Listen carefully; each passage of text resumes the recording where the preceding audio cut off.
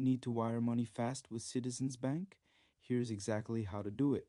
No fluff. For domestic wire transfers, you can initiate online, in the mobile app, or in person at a branch.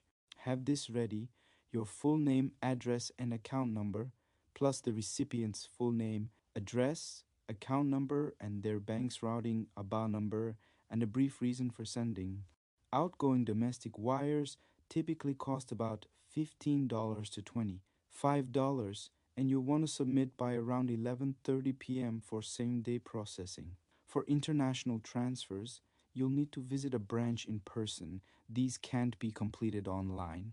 Bring the sender name, address, account number, the recipient name, address, account number, and the beneficiary, bank name, address, SWIFT code, and routing number if applicable, plus your purpose for transfer.